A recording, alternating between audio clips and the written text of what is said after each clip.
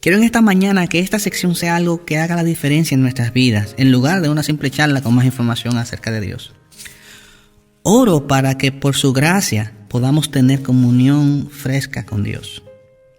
Para enfocar este tema, quiero darles una de las imágenes más extrañas y maravillosas encontradas en cualquier texto de la Biblia acerca de Jesús. De todos estos relatos que has visto pintados en la palabra de Dios, no hay ninguno tan extraño como este.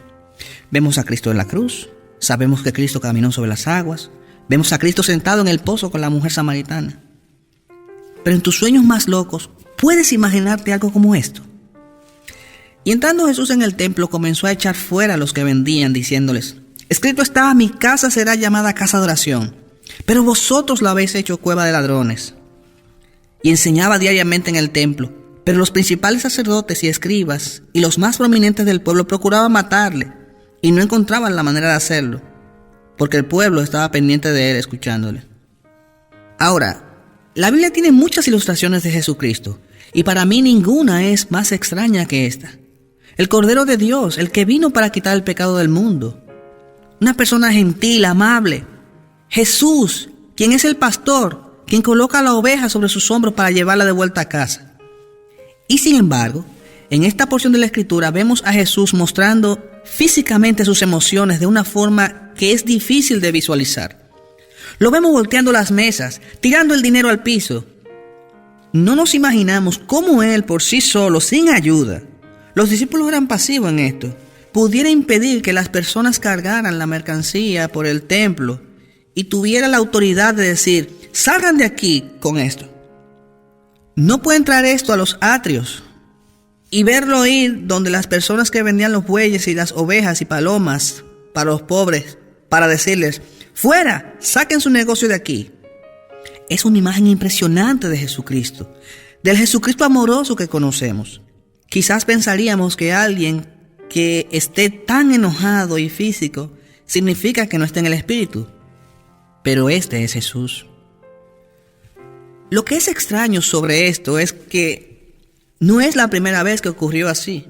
Lo vemos en Marcos, y la Biblia nos dice en Juan, 2 capítulo, que durante la primera visita de Jesús al templo, Él hizo lo mismo.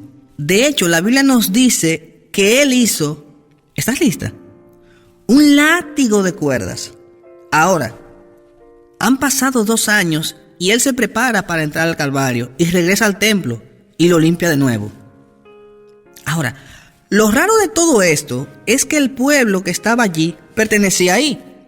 Las personas que estaban vendiendo animales tenían que estar cerca de los alrededores del templo, porque no había forma de ofrecer esos sacrificios a menos que alguien tuviese esos animales disponibles allí. No podías tomarlos de tu casa o llevarlos por las calles de Jerusalén.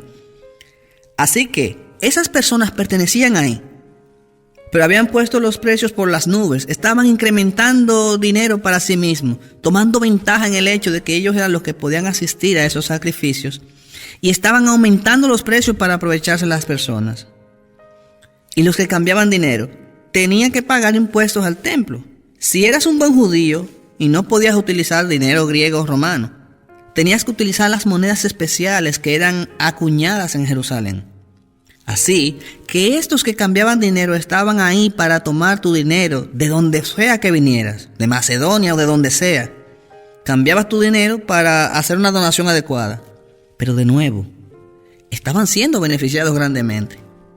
Y las personas que llevan las cosas al templo, en realidad, los escritores de la época nos dicen que en lugar de dar vuelta al templo, lo atravesaban acarreando sus cosas, convirtiendo la casa de Dios en una vía de hacer dinero rápido.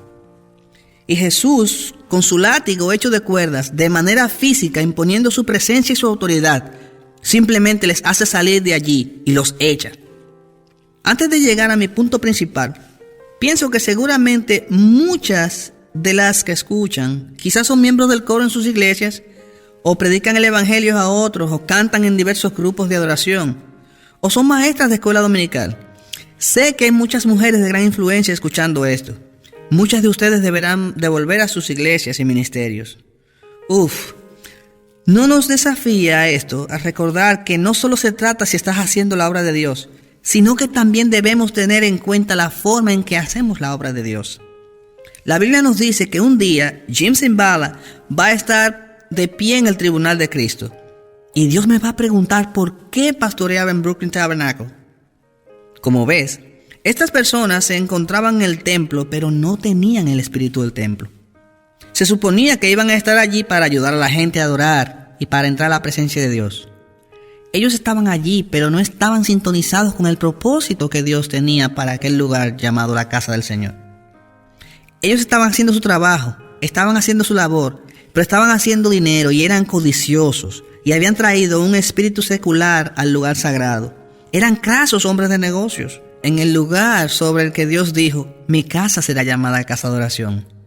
Tú has hecho de ella una cueva de ladrones. Se están aprovechando de la gente. ¡Salgan de aquí! ¡Qué pensamiento tan impresionante! Y en días en que la adoración y la predicación y la obra del evangelio ha llegado a ser tan mecánicas y orientadas hacia uno mismo, esto nos recuerda a todos nosotros hoy que a medida que abrazamos nuestros deberes en la iglesia, debemos hacer la obra de Dios con el Espíritu de Dios.